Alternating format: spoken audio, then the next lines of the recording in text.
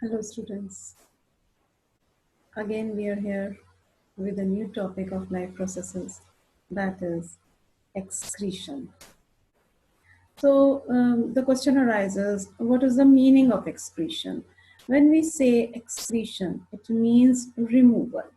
Removal of the waste in our body. Now these waste products have to be removed because if they are not removed, then they will be causing a lot of harm to our body. So there is a special system of removal of these waste products from the body of an organism, whether it is animal or a plant.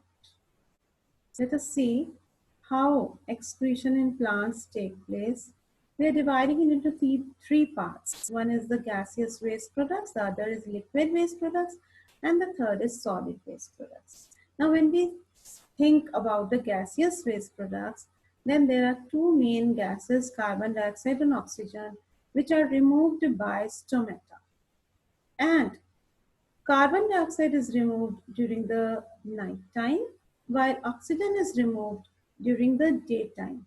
We all know that carbon dioxide is a byproduct of respiration, while oxygen is the byproduct of photosynthesis. Liquid waste products includes the most important one, that is water. And water is removed again through stomata. It is also removed by hydrosols. There are resin and gums also which are removed, which are stored in the old xylem. There are latex is one of the examples of an excretory product, latex present in the rubber plant or other plants also, you must have seen. Then the club oil, sandalwood oil, all of these are the liquid waste products of the plant. Surprise, na? Sandalwood oil as a waste product. It is quite surprising.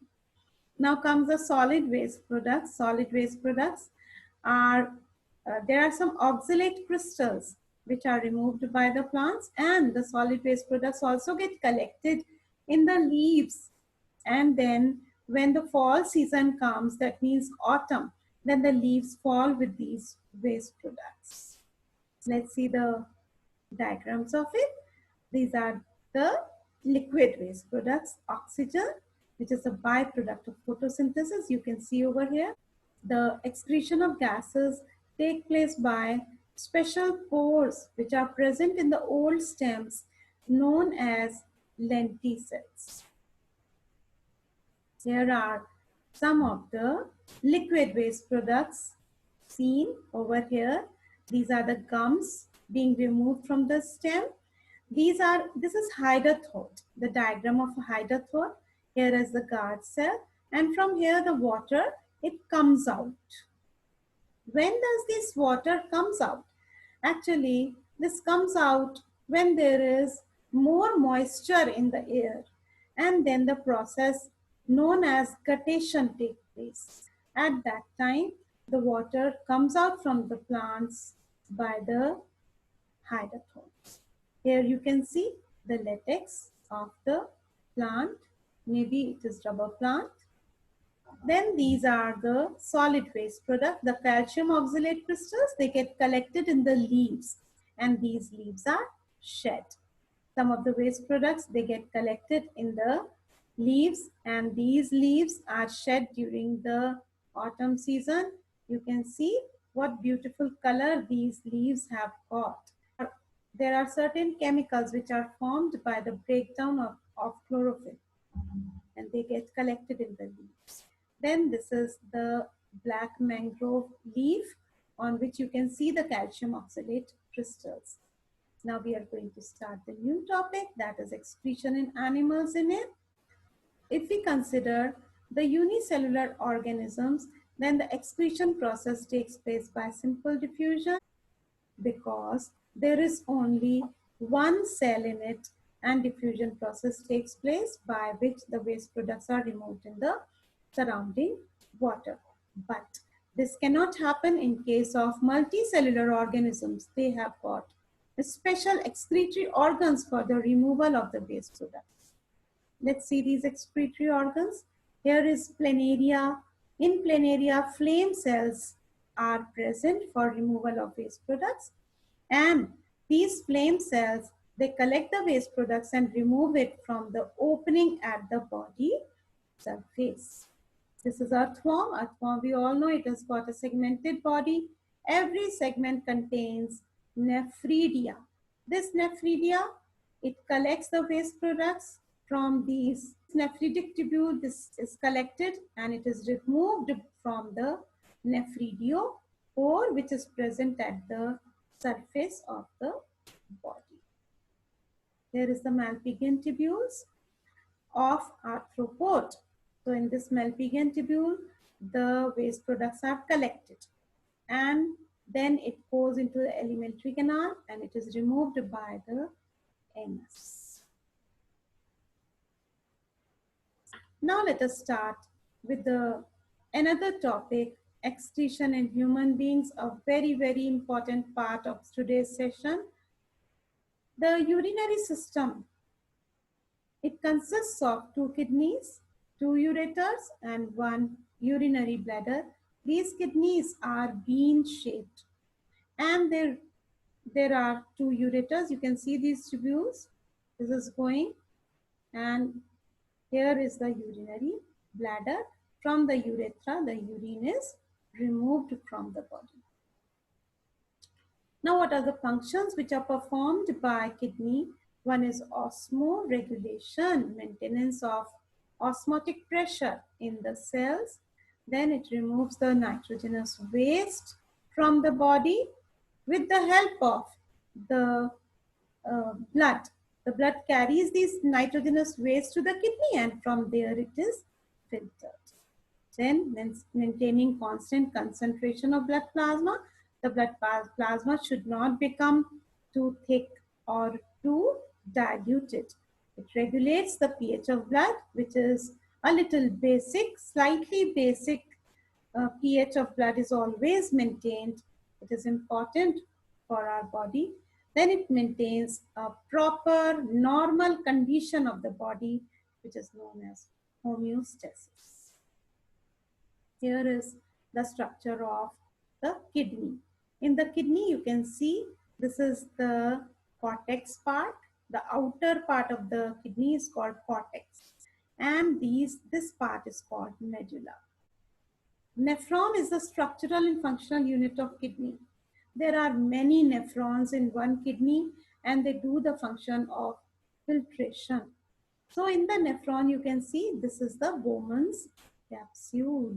In the Bowman's capsule, the blood comes through afferent arteriole, and inside it, there is the whole of the blood capillaries, very, very thin capillaries, which are called glomerulus. It is a network of blood capillaries inside it.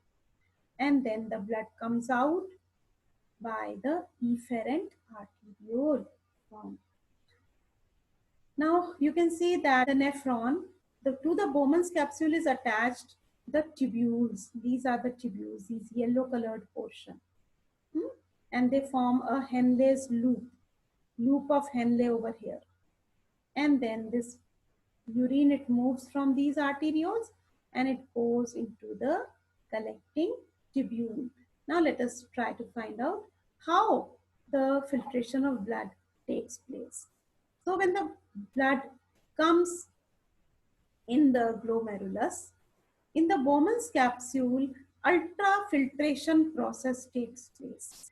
Lots and lots of waste products, water, etc. gets into the Bowman's capsule by ultrafiltration. Now this waste product, it moves in the tubule. When it moves into the tubule, then it is realized, hey, too much of waste has been collected. So the water, it is moved back into the blood. There is glucose. It moves into the blood once again. So this reabsorption takes place. It is called selective reabsorption. Now the waste product moves into the tubule. Now again it realizes there are some products, some waste products which are still left in the blood, and then again they are absorbed, they move from the blood to the tubules, and this process is called tubular secretion. So the formation of urine in the tubules, it takes place in three steps. One is ultrafiltration, the other one is selective reabsorption, and the third one is tubular secretion. So let us see. Here are the three terms over here. Formation of urine. It takes place in three steps, as I told you. Ultrafiltration, which occurs in glomerulus. The waste products, water, glucose, everything, it gets into the tubules. Then comes selective reabsorption. In from the tubules, some of the things which have been filtered, which are needed by the body, they goes back into the blood. Glucose, amino acids, salts, water, all of these, they go back into the uh, this blood. Then comes tubular secretion. Still some things are left in the blood, so they again gets into the tubules. That is the potassium ion, ammonium ion, some drugs, some medicines, they again gets into the urine. And then the collecting duct, it collects the urine, and now the urine contains urea, uric acid, ammonium salts, pigment, urochrome. Urine has got a special type of a color. It is because of a pigment, urochrome, the light yellowish color.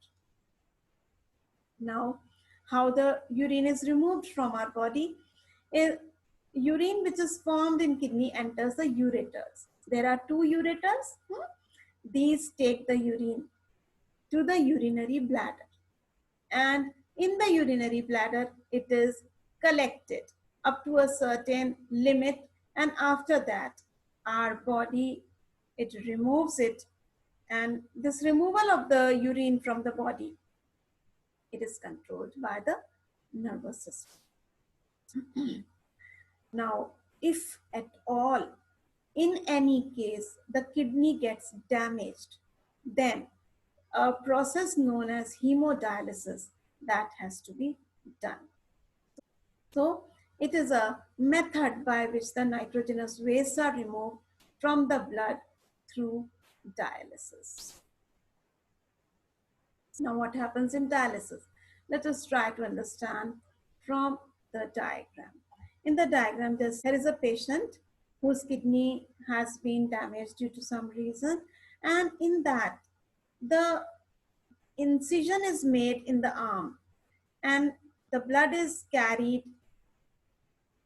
to the dialyzing machine. Here the blood is filtered. Here is the dialyzing solution. Now these tubules, they are made up of a semi-permeable membrane. They are made up of cellulose. And when the blood passes through these tubules, then the absorption takes place, and thus the waste products gets into the dialyzing solution. Now the blood is taken to the patient's body and gets into the vein. So when the blood is taken to the machine, then it is connected to the artery, while when the blood is purified and it goes back into the patient's body, then it is connected to the vein.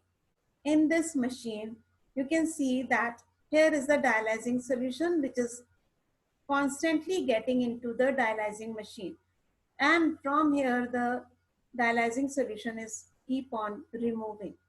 So by the process of osmosis, the you can see over here also that here is the dialysate or the dialyzing solution.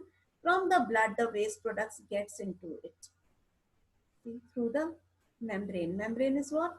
The one which is by which these tubules are made, the cellulose. So these are semi-permeable membrane.